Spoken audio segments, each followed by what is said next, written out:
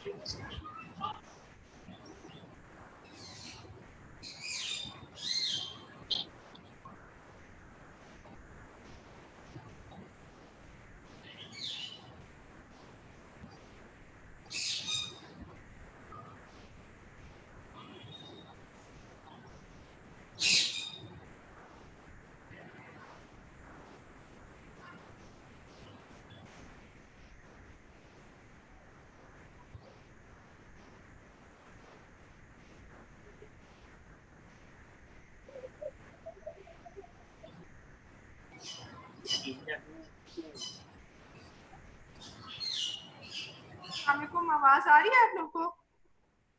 Yes ma'am, थोड़ी हल्की आ रही है।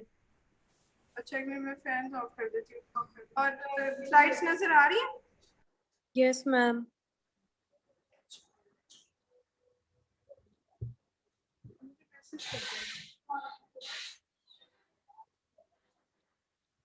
अच्छा, पिछली दफा हमने जीआईटी से रिलेटेड ड्रग्स पढ़ी थी थोड़ी सी। और जीआईटी के ज्यादातर जो प्रॉब्लम्स होते हैं वो नोजिया, वॉमिटिंग, जीआई एक्सक्रीशन ज्यादा हो जाए तो स्टमक के अंदर एसिडिटी हो जाती है, और उसके अलावा इसके अंदर डायरिया और कॉन्स्टिपेशन। अब ये सारी वो ड्रग्स हैं जो कि इनके ट्रीटमेंट के लिए, इन प्रॉब्लम्स की ट्रीटमेंट के लिए हम यूज करते हैं। पिछली दफा हमने जीआईटी की इंस्क्रीशंस की ड्रग पढ़ी थी। अच्छा, आप लोग को लेक्चर्स मेरे ख्याल में मैंने मेल किए कि नहीं पहुंचे? मैम नहीं, हमारे सेक्शन को नहीं किया आपने। अच्छा, मैंने आपको मेल की थी। मेरे ख्याल में मैंने फिर ई बैच वालों को कर दिए। आज ना मैं आज यस ही मैम। आपको मेल कर दूंगी, ठीक है? और ये है कि एक स्टूडेंट रिस्पॉन्सिबिलिटी ले ले। आपका नाम क्या है? महानूर रहमान। ठीक है महानूर, आप ऐसा करना, मैं आपसे शेयर करूंगी, आपके ग्रुप में शेयर कर देना। Okay ma'am. अच्छा, ये ड्रग्स है जो, ये थोड़ा सा मैं पिछला समराइज कर दूं। Drugs affecting the GI secretions. Laxatives वो ड्रग्स हैं जो कॉन्स्टिपेशन के बाद दी जाती है। जब कॉन्स्टिपेशन हो जाए तो लेक्सेटिव ड्रग्स दी जाती है। उसके अलावा एंटी डायरियल ड्रग्स हैं जो डायरिया हो जाए तो देते हैं। Emetics and anti emetics drugs. अच्छा, एंटी इमेटिक्स ड्रग्स तो वो है कि जैसे कीमोथेरेपी है, किसी भी वजह से वॉमिटिंग, नोजिया हो जाए तो एंटी इमेटिक ड्रग्स दे देते हैं।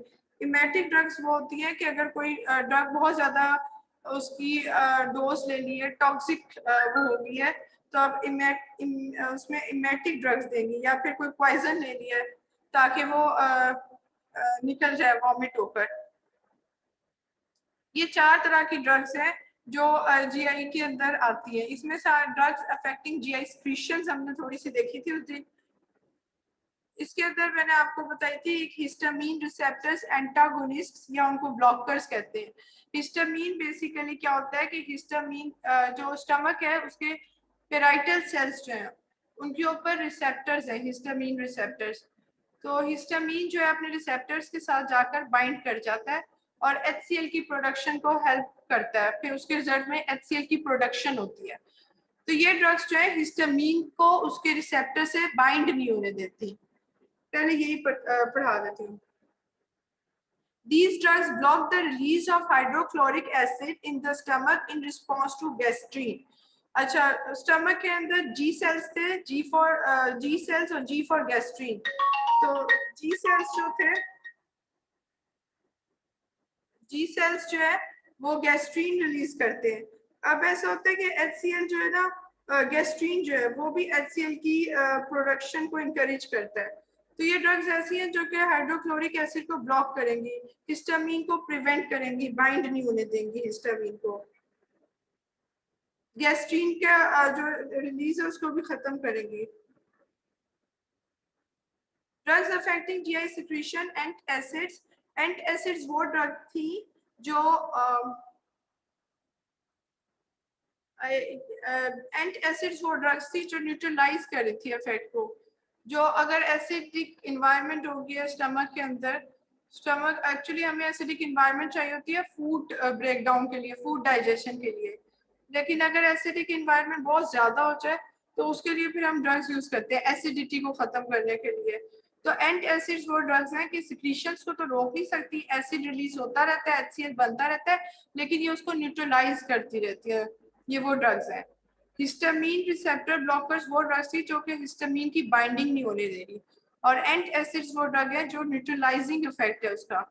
इसमें यूजुअली वीक बेसिस आ जाते हैं जो एसिड के साथ मिलकर उनको न्यूट्रलाइज कर देती है, सॉल्ट और वाटर बनाती है, या फिर थोड़े से सॉल्ट्स होते हैं कि जैसे इसके अंदर आ जाता है aluminium hydroxide, magnesium hydroxide, calcium carbonate, ये सारे इसके अंदर आते हैं।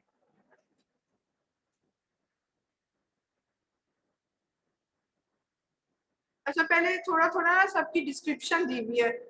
इसमें पहली ड्रग पड़ी हिस्टामीन ब्लॉकर्स, दूसरी इसके अंदर पड़ी एंट एसिड्स, तीसरी इसमें प्रोटॉन पंप इनहिबिटर्स हैं। जो स्टमक है उसके मेम्ब्रेन के ऊपर पंप है, उनको हम कहते हैं proton pump inhibitors.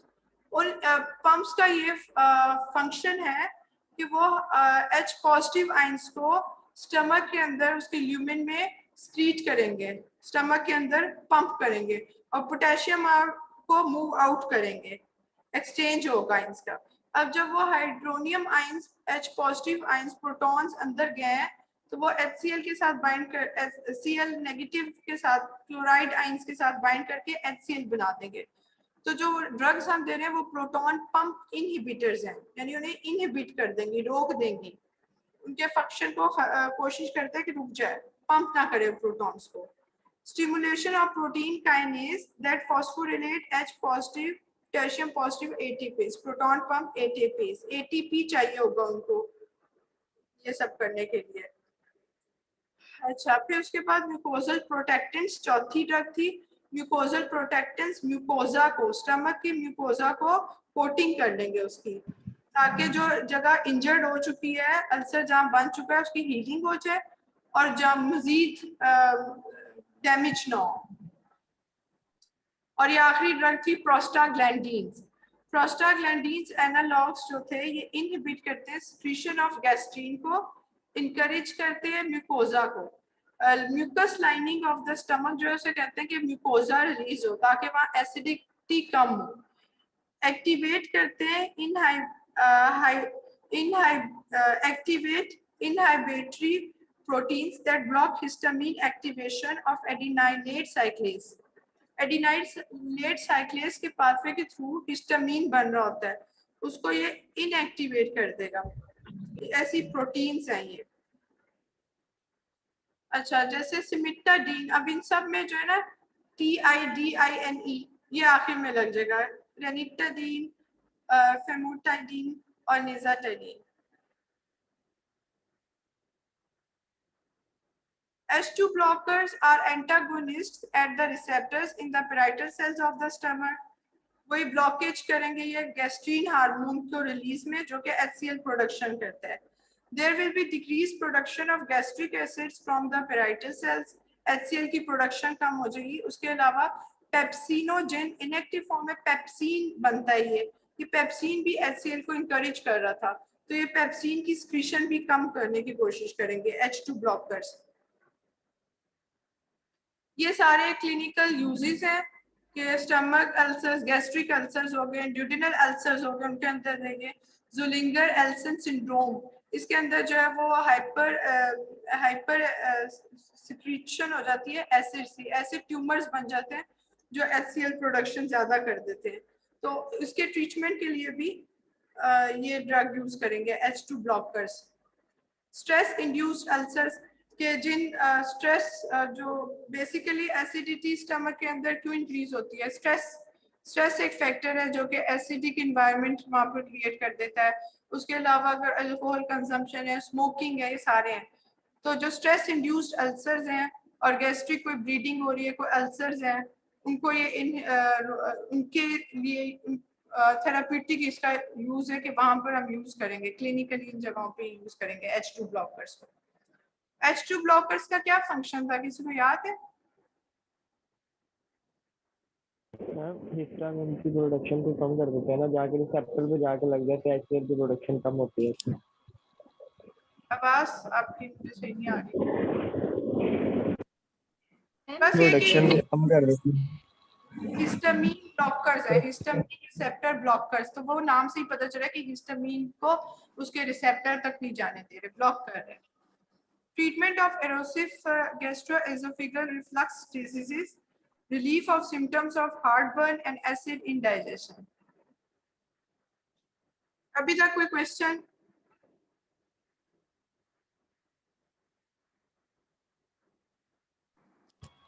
No ma'am. अच्छा, कॉन्ट्रा इंडिकेशंस किन कंडीशंस में H2 ब्लॉकर्स नहीं देंगे? हर जो भी ड्रग है ना, उसका अगर आपको नोन है कि ये पेशेंट जो है ये इस ड्रग से एलर्जिक है, तो वो कॉन्ट्रा इंडिकेटेड होगी वो ड्रग, आपको वो ड्रग नहीं देनी एलर्जी जिस पे, क्योंकि अगर आप ड्रग दे रहे हैं तो बॉडी जो है उसके अगेंस्ट एंटीबॉडीज बना देती है, उसको फॉरेन सब्सटेंस लेकर उसके साथ बाइंड करेगी, रिएक्शन करेगी। तो जो भी ड्रग है, अगर पेशेंट एलर्जिक है और नॉन एलर्जिक है, वो बता देता है, हिस्ट्री दे देता है कि मुझे इससे एलर्जी है या ऐसा कंपोनेंट उसमें ऐसा डाला हुआ है ड्रग में, तो आपने वो ड्रग नहीं देनी।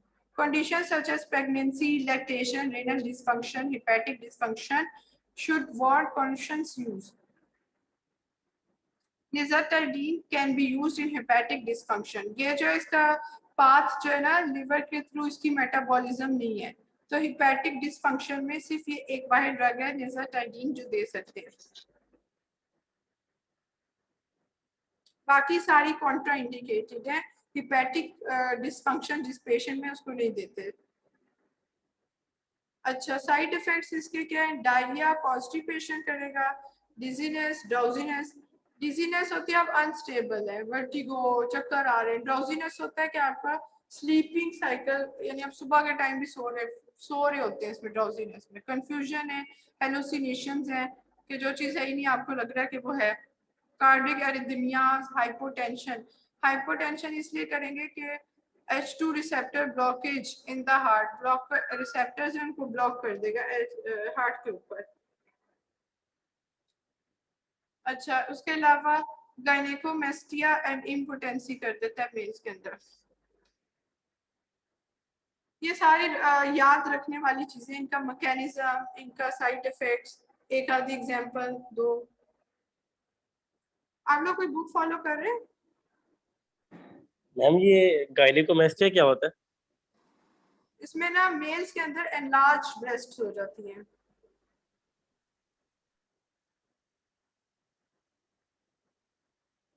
ये सारे इसके साइड इफेक्ट्स हैं, बस याद रखने हैं कि सीएनएस में क्या इफेक्ट है, जीआईटी में क्या इफेक्ट है, कार्डियो क्या है, और फिर एक खास मेटाडीन का ये इफेक्ट है। नंबर ऑफ स्पर्म्स कम कर देता है और मेल्स के अंदर गायनेकोमेस्टिया कर देता है। Drug drug interaction, cimetidine, famotidine, ranitidine are metabolised in the liver, इसलिए हेपेटिक डिसफंक्शन जिन पेशेंट्स में है उनमें ये नहीं देंगे। अच्छा, they can cause slowing of excretion of other drugs, उनके साथ इंटरेक्ट करेंगे उनका। ये सारी ड्रग्स हैं, anti coagulant drugs, phenytoin, alcohol, anti depressants, ये सारी वो ड्रग्स हैं कि इनके साथ इंटरेक्ट करेंगी और इनका स्लो डाउन कर देगी, इनकी कंसंट्रेशन को इंक्रीज कर देंगी बॉडी में। अच्छा, एंटी एसिड मैंने बताया था ओटीसी ड्रग है, ओवर द काउंटर, यानी कि ऐसी ड्रग्स जिनके लिए प्रिस्क्रिप्शन की जरूरत नहीं होती, डॉक्टर प्रिस्क्राइब नहीं, आप जाओगे मेडिकल स्टोर से आपको वैसे मिल जाती हैं। इसमें एल्यूमिनियम सॉल्ट्स हैं, कैल्शियम सॉल्ट्स हैं, carbonate, magnesium salts, magnesium hydroxide, sodium bicarbonate, magaldrate, aluminium और मैग्नीशियम दोनों कॉम्बिनेशन में देते हैं। अच्छा, इसकी दो टाइप्स है, सिस्टेमिक जो ब्लड में जाएगी, एल्काइलोसिस करेगी, यानी एल्कलाइड एनवायरनमेंट कर देगी ब्लड के अंदर, इसमें सोडियम बाइकार्बोनेट है। और दूसरा नॉन सिस्टेमिक है जिसका लोकल फंक्शन होगा, एब्जॉर्ब करेगा pepsin and remove it from the solution at pH more than 3। अच्छा, ये जो एंटासिड्स होते हैं ना, इनका फंक्शन जो है ना जीईटी मतलब ये गैस्ट्रिक एम्पटिंग पर टाइम पर डिपेंड करता है। अगर फूड रहेगा आपके जीआईटी में, अगर फूड है स्टमक में स्टोर है, अगर स्टमक में स्टोर है तो ये उतने ज्यादा अच्छा इफेक्ट करेगा एंटासिड्स। अगर स्टमक एम्पटी है तो फिर इतना अच्छा अपना काम नहीं कर सकेगा। ये क्या करते हैं, रिलैक्स करते हैं स्टमक को और ज्यादा कोशिश करते हैं कि फूड डिले हो, स्टमक में रहे food. Stimulate secretion of mucus enhancing mucosal barrier to acids। वो म्यूकस सिक्रीशन जो है उसको कहेंगे कि म्यूकोजा जो है स्टमक का जो लेयर म्यूकोजा लेयर है वो म्यूकस सिक्रीट करती है। इसमें मैग्नीशियम हाइड्रोक्साइड डायरिया कॉज करता है और ये दो इसके कैल्शियम कार्बोनेट जो है रिबाउंड एसिडोसिस कर देता है। Calcium carbonate basically alkaline environment करता है, लेकिन अगर इसको इस ड्रग को आप स्टॉप कर देंगे तो दोबारा से वही सिम्टम्स आना शुरू हो जाएंगे और हाइपर एसिडिटी फिर से हो जाएगी। ये वही बताया कि एसिडिक पीएच को न्यूट्रलाइज करता है एंड एसिड्स जो है, और ये गैस्ट्रिक एसिड की सिक्रीशंस को अफेक्ट नहीं करते। गैस्ट्रिक एसिड उसी तरह एसिड रिलीज हो रहा है, HCl बनता रहता है, सिर्फ ये उसको न्यूट्रलाइज कर देते हैं। अच्छा, एसिड रिबाउंड कॉज करता है। The administration of antacid may cause an acid rebound. ये लिखा हुआ है एसिड रिबाउंड है क्या। Neutralising the stomach content to an alkaline level stimulate gastrin production to cause an increase in acid production।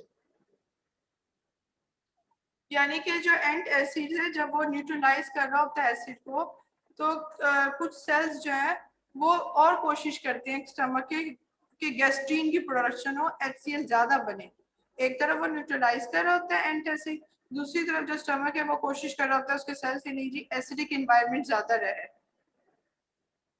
तो इसके क्या होता है फिर कि स्टमक जब एसिडिक एनवायरनमेंट वो एसिडिक स्टेट वहां पर ज्यादा आ जाती है और फिर आप अगर ड्रग को स्टॉप कर देंगे तो वही एसिडिक सिम्टम्स ज्यादा हो जाते हैं, वही दोबारा उन्हीं सिम्टम्स दोबारा शुरू हो जाते हैं वही पेशेंट को। Therapeutic indication symptomatic relief of upset stomach associated with hyperacidity, peptic ulcer, gastritis, esophagitis and hiatal hernia इन सब में यूज हो रही है। कोई क्वेश्चन है? मैम अल्कलाइन लेवल जो है वो एसिड को भी इंक्रीज कर देंगे। क्या चीज? अल्कलाइन लेवल जो एंटासिड्स के हैं वो एसिड को भी इंक्रीज कर देंगे। इससे एंड ऊपर था एसिड को इंक्रीज नहीं करेंगे। न्यूट्रलाइज जो एंटी एसिड है ना वो तो अपना काम कर रहा है कि न्यूट्रलाइज करने की कोशिश कर रहा है। जो एसिडिक एनवायरनमेंट थी ये वीक बेसिस होती है ना या सॉल्ट से होते हैं, आप इनको ये कोशिश करें कि न्यूट्रलाइज हो जाए। ठीक है, जो एसिडिक एनवायरनमेंट है उसको न्यूट्रलाइज करने की कोशिश कर रही है, लेकिन मैम अब क्या इनको जी मैम ये लिखा हुआ है ना कि इनको इंक्रीज भी करते हैं एसिड्स को जब अल्कलाइन लेवल आता है। तो अगर आप स्टॉप कर देंगे या ये होता है कि कभी कभी स्टमक के जो सेल्स है ना वो और ज्यादा एसिड रिलीज करना शुरू कर देते हैं, इसलिए हम शॉर्ट ड्यूरेशन के लिए दे सकते हैं, ज्यादा टाइम के लिए दे भी नहीं सकते। Neutralizing the stomach content to an alkaline level stimulate gastrin production to cause an increase in acid production and return the stomach to its normal acidic state। हाँ, जब हम ये न्यूट्रलाइज करेंगे तो स्टमक कोशिश करेगा कि नहीं और एसिड बने। अब वो इतना ज्यादा न्यूट्रलाइज नहीं करेगा तो क्या होगा कि एसिडिक एनवायरनमेंट फिर से बन जाएगी और फिर से वही पेशेंट को सिम्टम्स आएंगे। ठीक है, यस मैम। तो ये जैसे अब कुछ होते हैं ना जैसे प्रोटॉन पंप इनहिबिटर्स का भी कही था कि ये भी जब कोशिश करते हैं कि प्रोटॉन्स ना रिलीज हो, इनहिबिट कर देते हैं पंप को, तो फिर क्या होता है कि वहां पर जो सेल्स होते हैं ना स्टमक के वो कोशिश कर रहे होते हैं कि नहीं एसिडिक इन्वायरमेंट है, तो फिर इस उसमें कभी कभी होता है कि एसिडिक इन्वायरमेंट इन रिटर्न दोबारा ज्यादा हो जाती है। या तो ये कॉज हो जाएगा कि आपने ड्रग छोड़ दी, वो तो ऑब्वियसली एसिडिक इन्वायरमेंट फिर से दोबारा वही शुरू हो जाएगा, या फिर ये कि आप ड्रग दे रहे हैं लेकिन अब ड्रग जो है वो इतनी इफेक्टिव नहीं रही।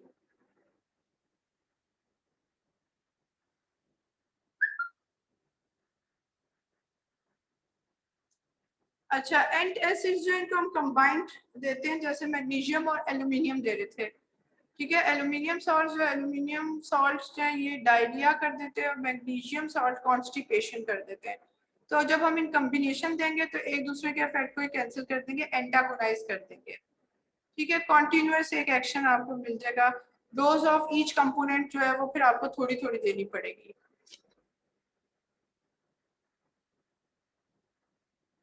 ये एल्यूमिनियम हाइड्रोक्साइड, कैल्शियम कार्बोनेट, इनके onset, fast onset, long duration, ये सारा वो दिया हुआ है। अच्छा, एंट एसिड जो है वो ओरली देते हैं, और जो है ये क्या होता है, लोकली स्टमक के ऊपर इसका इफेक्ट होगा। ये इफेक्ट्स हैं इनके सारे। जीआईटी में रिबाउंड एसिडिटी करेंगे, ब्लड के अंदर अगर है तो एल्काइलोसिस कर सकता है। कैल्शियम जो है वो हाइपर कैल्सीमिया कर सकता है। मिल्क एल्कलाइज सिंड्रोम, जिसमें कैल्शियम लेवल ज्यादा हो जाते हैं, यूरिन आउटपुट ज्यादा हो जाती है, कैल्शियम लेवल्स ब्लड में इसमें ज्यादा हो जाते हैं। मैग्नीशियम में ये डायरिया कर देगा। एल्यूमिनियम जो है ये कॉन्स्टिपेशन करेगा। उसके अलावा अच्छा, एल्यूमिनियम जो है ना, हाइपर फॉस्फेटीमिया जब हो, यानी फॉस्फेट का लेवल ब्लड में ज्यादा हो, तो हम ये दे देंगे एल्यूमिनियम सॉल्ट्स। ये क्या करते हैं, एल्यूमिनियम सॉल्ट फॉस्फेट के साथ जाकर बाइंड कर देंगे, वहां पर जो फॉस्फेट की कॉन्सेंट्रेशन ज्यादा होती है उसे कम कर देंगे। तो लेकिन ये होता है कि एल्यूमिनियम जो है ना, ये किडनी में, अगर जो किडनी का पेशेंट है तो रेनल फेलियर है, तो वो एल्यूमिनियम बिल्डअप होना शुरू हो जाता है किडनी में। तो समटाइम्स हम एल्यूमिनियम और कैल्शियम सॉल्ट्स दोनों इकट्ठे देते हैं, ताकि एल्यूमिनियम को ज़्यादा क्वांटिटी में ना देना पड़े।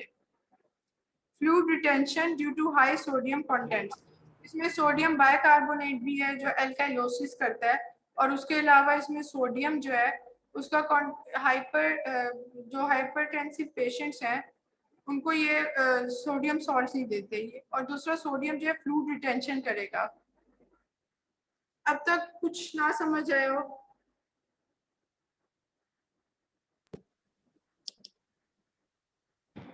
हम आगे समझ। ये एक्चुअली सारी चीजें ना याद करने वाली हैं, जैसे मैग्नीशियम का क्या इफेक्ट है, एल्यूमिनियम सॉल्ट का इफेक्ट है।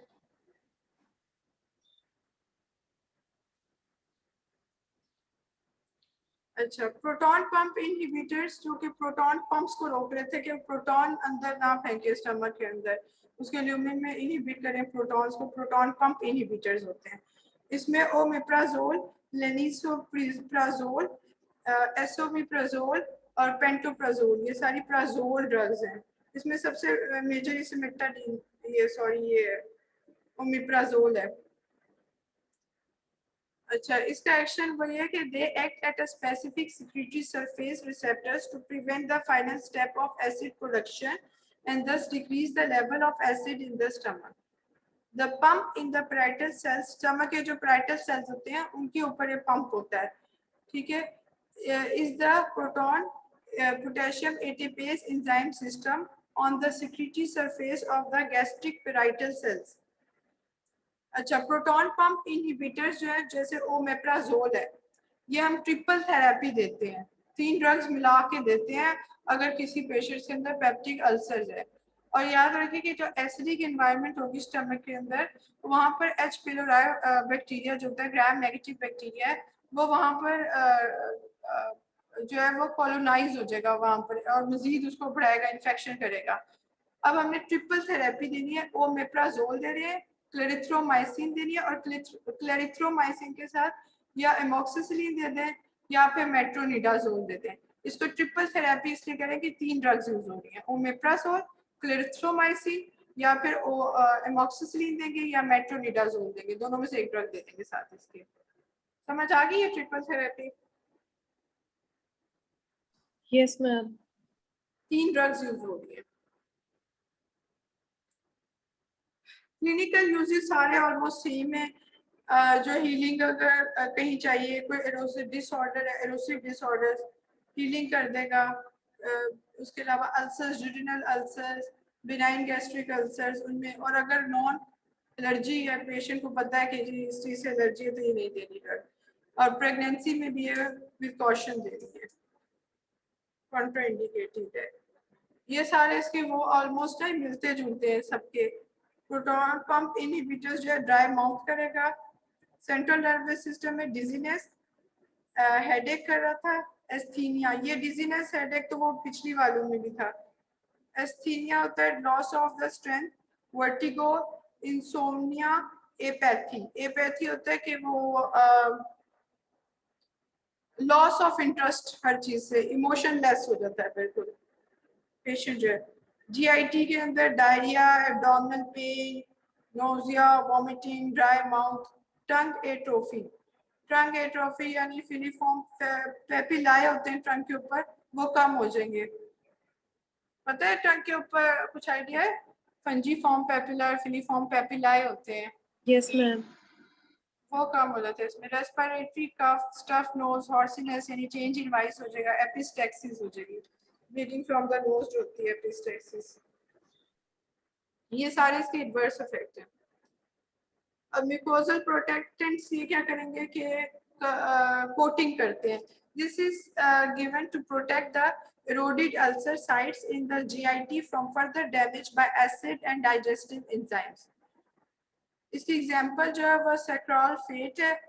इसका एक्शन ये है कि ये जाकर it forms an ulcer adherent complex at duodenal ulcer sites, protecting the sites against acid, pepsin and bile.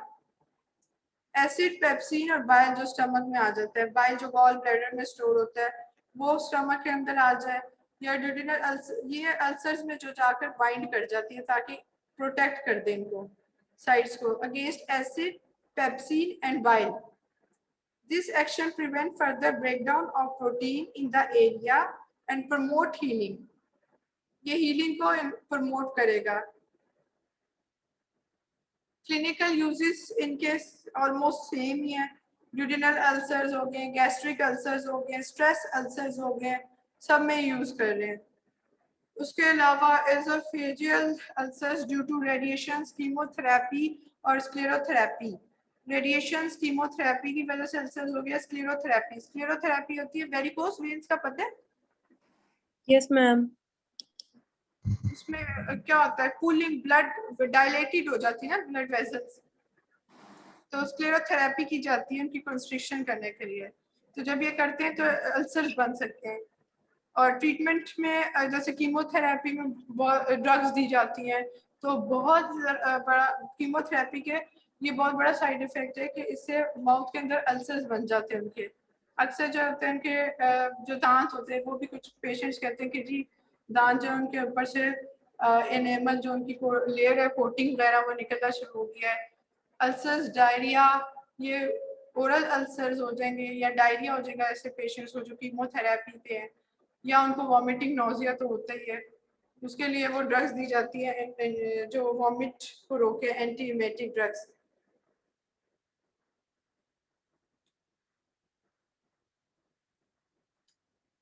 अच्छा, Sucralfate, precautions on the use of sucralfate.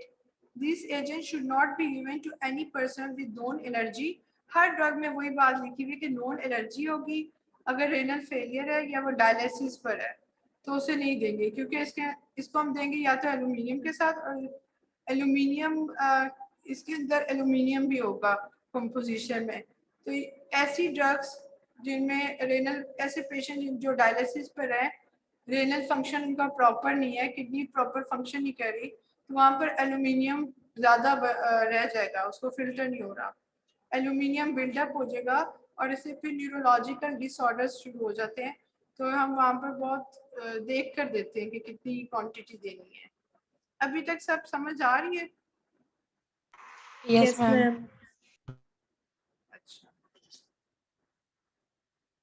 यह है ना, आपने साथ के साथ याद करते रहना, क्योंकि ये मुश्किल हो जाता है फिर से इकट्ठा याद करना, मेमोराइज करना बहुत मुश्किल है। साइड इफेक्ट्स इनके ये कॉन्स्टिपेशन जीआईटी में करेगा, ओकेजनली कभी डायरिया भी कर देगा, nausea, indigestion, gastric discomfort, dry mouth भी करेगा। पिछली ड्रग में भी ड्राई माउथ था, वर्टिगो, डिजीनेस, ड्राउजीनेस, ये सारे कॉमन है। रैश एंड बैक पेन कर देगा। कोई बात की ड्रग अगर देंगे तो ड्रग इंटरेक्शन होगी। If used with aluminium salts, high risk of accumulation of aluminium and toxicity. Aluminium के साथ दे रहे हैं, सॉल्ट्स के साथ दे रहे हैं, तभी टॉक्सिसिटी कर देगा।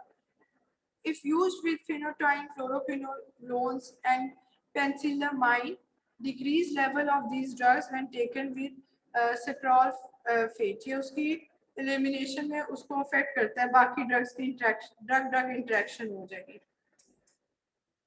आखिरी ड्रग है मेरे ख्याल में आखिरी ना प्रोस्टाग्लैंडिन एनालॉग्स। अब तक हमने हिस्टामिन ब्लॉकर्स पढ़े हैं, उसके बाद हमने प्रोटॉन पंप इनहिबिटर्स पढ़े हैं, म्यूकोजल प्रोटेक्टेंट्स पढ़े हैं, उसके अलावा अभी हम प्रोस्टाग्लैंडिन्स एनालॉग्स पढ़ेंगे, और एक और ड्रग कौन सी पढ़ी है? एंटासिड्स। एंटासिड्स। Very good. कोई मुझे अभी तक बता देगा छोटा छोटा करके कि किसका क्या फंक्शन मैकेनिज्म है ड्रग का?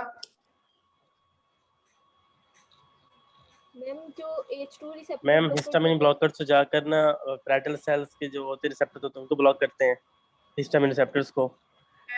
और एंटासिड HCl बेसिकली जो है ना एसिड के लेवल कम करते हैं स्टमक के अंदर, न्यूट्रलाइज करते हैं।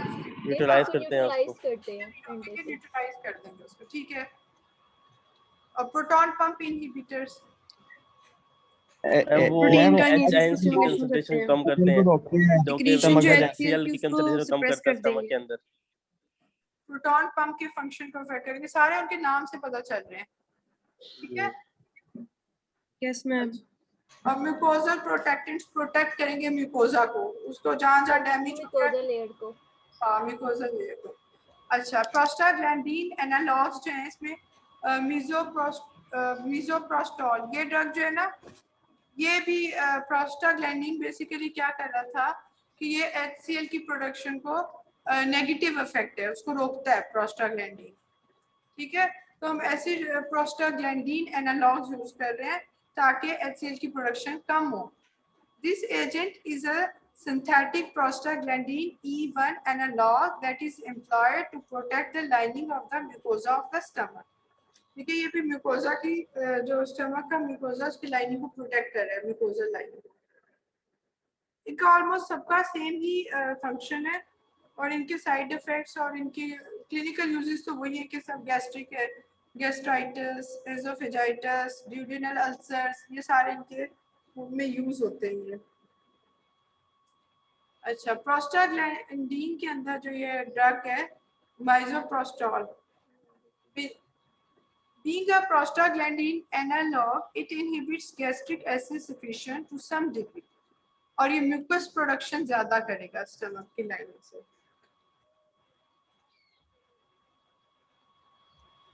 क्लिनिकल यूजेस इसके वही ड्यूडेनल अल्सर, जहाँ पर H2 रिसेप्टर ब्लॉकर्स इतना अच्छा रिस्पॉन्स नहीं करते, इतना ज्यादा इफेक्टिव नहीं होते, वहाँ पे ये दे देते प्रोस्टाग्लैंडिन। उसके अलावा एनसिड्स जो है, एनसिड्स की गैस्ट्रिक एनसिड्स जो है ये अल्सर्स करते हैं, प्रोस्टाग्लैंडिन को एनसिड्स जो इनहिबिट करते हैं और वहाँ पर अल्सर्स कर देते हैं। तो ऐसे अल्सर्स जिनमें एनसिड्स दी गई हैं, जो एनसिड्स की वजह से अल्सर्स कॉज हो गए, वहाँ पर ये हम एनालॉग्स देंगे बाहर से, प्रोस्टाग्लैंडिन एनालॉग्स। समझ आ गई ये? Yes ma'am. Ma'am second point दोबारा बता दें। क्या चीज? सेकंड पॉइंट ये अनरिस्पॉन्सिव वाली। अनरिस्पॉन्सिव टू H2 यानी जहाँ पर हिस्टामिन रिसेप्टर ब्लॉकर्स या हिस्टामिन एंटागोनिस्ट भी कह सकते हैं वो, जहाँ पर वो काम नहीं कर रहे, इतने ज़्यादा इफेक्टिव नहीं है, तो वहाँ पर हम फिर उन अल्सर्स के लिए फिर प्रोस्टाग्लैंडिन एनालॉग्स दे देते हैं, जिसमें ये माइजोप्रोस्टोल है। अच्छा, इसका सबसे बड़ा जो साइड इफेक्ट है, ये ड्रग ना उसमें देते हैं जब अबॉर्शन करने हो, सेकेंड ट्राइमेस्टर्स में दे देते हैं ताकि अबॉर्शन हो जाए। तो जब भी ये ड्रग यूज करेंगे, इसका एक फायदा तो ये है कि स्टमक की एसिडिटी को जो है उसके लिए यूज हो रहा है, उसके ट्रीटमेंट के लिए।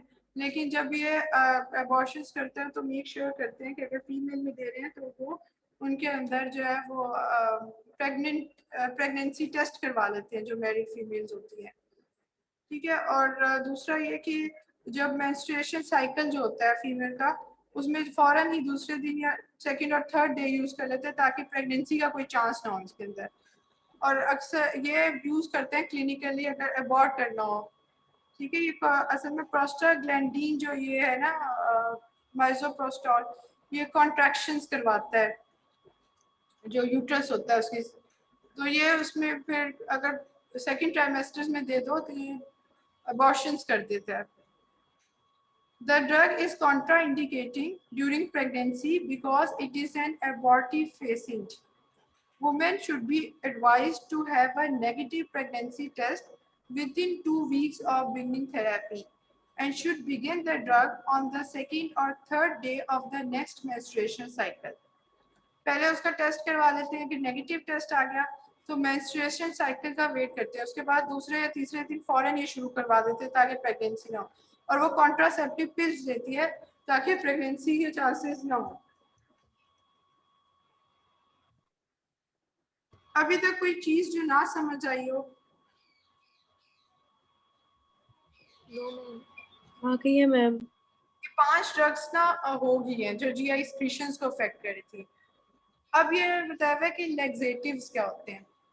ठीक है, हमने पढ़ा था कि जीआईटी में जो है एक तो जीआई एक्सक्रीशन था, एसिडिटी कर रहा था, हाइपर एसिडिटी हो रही थी, तो उसके लिए 5 ड्रग्स हमने लिए हैं, proton pump inhibitors, histamine blockers, anti acids, mucosal protectants और आखिर में जो ये प्रोस्टाग्लैंडिन्स एनालॉग्स पढ़ रहे हैं।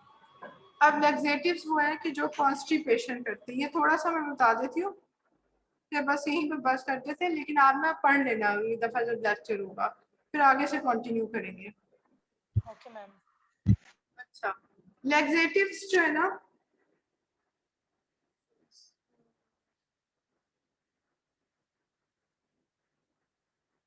लैक्सेटिव्स जो है जनरली यूज करते हैं to increase the passage of the colonic contents. Stool hard हो चुका है, वो पास नहीं हो रहा, निकल नहीं रहा, तो उसके लिए हम लैक्सेटिव्स यूज करते हैं। 4 टाइप्स के लैक्सेटिव्स होते हैं, डाइटरी फाइबर्स, बल्क फॉर्मर भी कहते हैं, mechanical stimulants, lubricants, emollients, osmotic.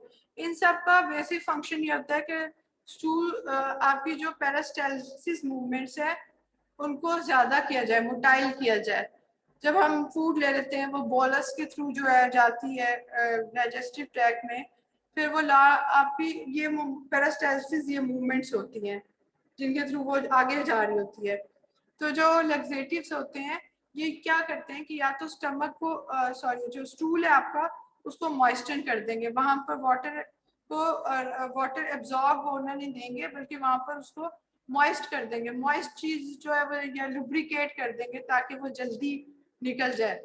और दूसरा ये करेंगे, या फिर वो हम जैसे फ्रूट्स वगैरह, फाइबर्स, वेजिटेबल्स जिनको कॉन्स्टिपेशन होती है उनको कहते हैं ना फाइबर्स वगैरह लें। तो ये क्या होता है कि जैसे आपने एक लकड़ी के अंदर पानी भर दिया तो लकड़ी फूल जाती है, इसी तरह जो आपका स्टूल होगा उसको ये हेल्प करेगा, फाइबर्स वगैरह उसको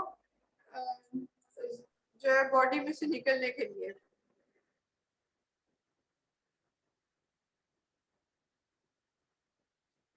अच्छा, ये सारे तब लैक्सेटिव्स हम देते हैं short term relief of constipation, prevention of straining in conditions.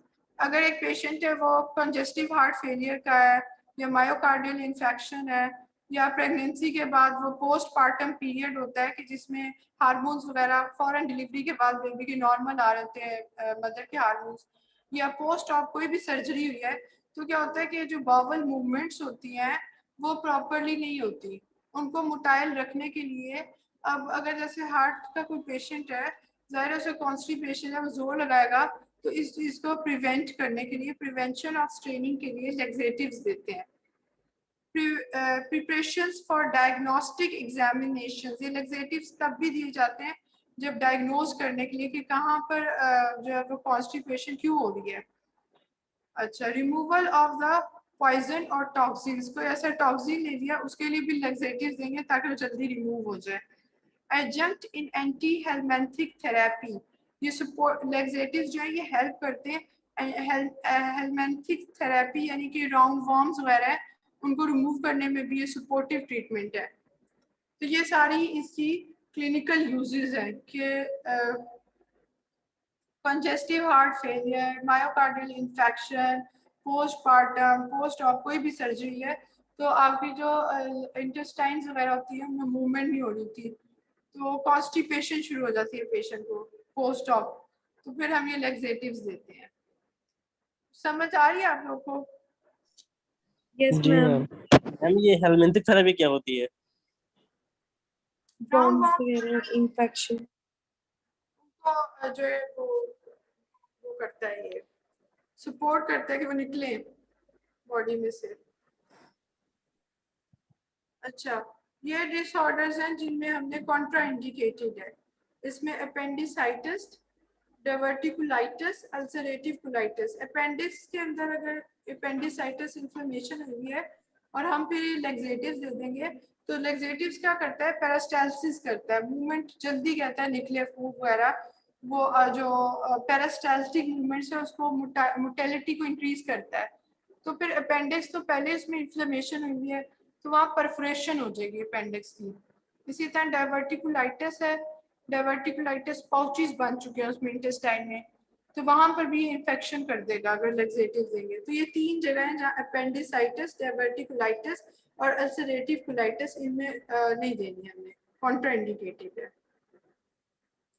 Side effects के आपने बहुत ज्यादा दे दिए, वो डायरिया कर रहा है, एब्डोमिनल रैपिंग, पेरिस्टाल्टिक मूवमेंट्स जो थी आपकी, ऐसे ऐसे जो मूवमेंट्स जा रही थी नीचे वो इतनी ज्यादा होगी कि वो एब्डोमिनल क्रैम्पिंग कर दिया, नोजिया हो गया, इलेक्ट्रोलाइट इम्बैलेंस हो सकता है, इससे इलेक्ट्रोलाइट जो इलेक्ट्रोलाइट्स हैं वो भी निकल जाएंगे। Sympathetic reaction, sweating, palpitations, flushing, fainting और कैथार्टिक डिपेंडेंस। अच्छा, अब जो लोग लैक्सेटिव्स लेते हैं ना कि मैं कॉन्स्टिपेशन है तो वो ज्यादा कैस्टर ऑयल डाल के दूध में पी लिया, पानी में पी लिया, तो वो डिपेंडेंट हो जाते हैं उसके। कैथार्टिक भी क्लियरेंस को कहते हैं, कैथार्टिक डिपेंडेंस के वो उस पर बहुत ज्यादा डिपेंडेंट हो जाते हैं। ठीक है, लैक्सेटिव्स जो है ना वो लफ्ज हम तब यूज करते हैं जब माइल्ड हो, और कैथार्टिक जब वो सारे जो कंटेंट्स है सभी रिमूव करते हैं जो ड्रग आप ले रहे हैं, तो कैथार्टिक डिपेंडेंस हो जाती है, वो उसी पर डिपेंडेंट हो जाते हैं। ये इसका साइड इफेक्ट है। ये 4 टाइप्स हैं जो पढ़ी है इसकी, डाइटरी फाइबर्स, बल्क फॉर्म। जब आप, जैसे मैंने बताया था कि अगर आप एक लकड़ी ले लें उसमें पानी डालें तो फूल जाती है, इसी तरह बल्क फॉर्मर्स जो होते हैं ना, फाइबर्स, फ्रूट फाइबर्स, हम फ्रूट्स लें, वेजिटेबल्स लें, तो ये क्या करते हैं, पानी को, वाटर को रिटेन करते हैं, तो बल्क के अंदर बन जाता है वो स्टूल। फिर उसको, वो स्टूल जो है बल्क के अंदर जो है वो आसानी से मूव आउट हो जाता है।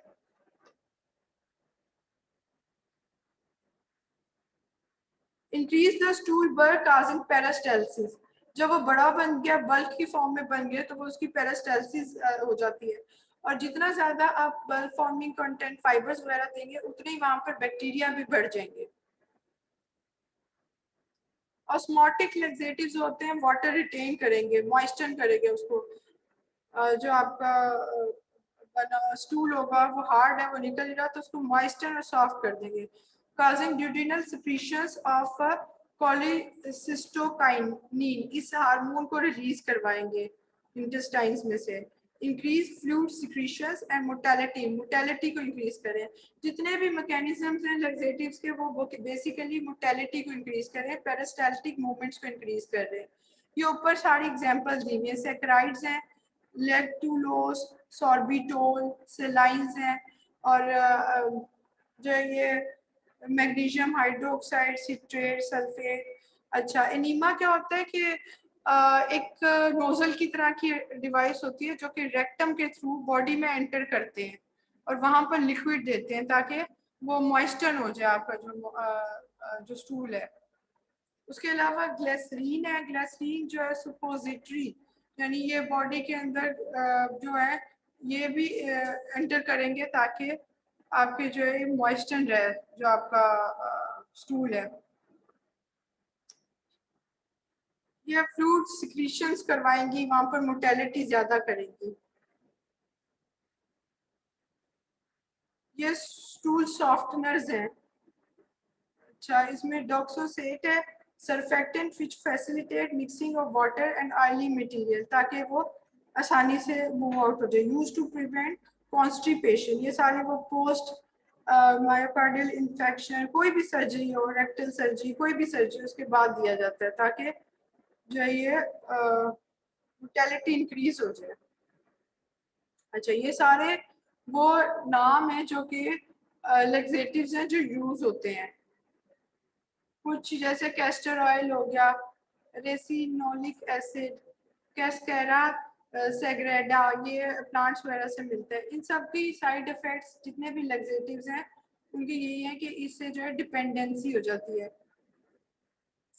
ये जो है आपके लुब्रिकेंट लग्जेटिव्स जो हैं ये मिनरल ऑयल से, उनकी एक्सट्रैक्शन से बनते हैं, मिनरल ऑयल से आते हैं और इंटरफेयर करते हैं वाटर और फैट एब्जॉर्प्शंस को। जो फैट एब्जॉर्ब हो रहा था अब ये उसके साथ इंटरफेयर करेंगे, वहां पर लुब्रिकेट करने के लिए स्टूल को उसको एब्जॉर्ब नहीं होने देते, लुब्रिकेट करते हैं कि जल्दी आपका जो स्टूल है पास आउट हो जाए। अभी तक कुछ क्वेश्चन? No ma'am. अच्छा, ये चीजें बहुत ज्यादा याद करने वाली हैं, इसलिए मैं एक्सरसाइज कर रही हूँ कि साथ के साथ जरूर पढ़ लें। जी मैम। ओके अगर मैम। आप नहीं करेंगे अभी आप लोग ने पढ़ना है तो अभी इसको आप जो है पढ़ लें स्लाइड्स को, क्योंकि अगर नहीं पढ़ेंगे तो फिर जमा होता रहता है। मैम आज आप लेक्चर सेंड कर दीजिएगा ना? आज ही सेंड करते हैं, ठीक है।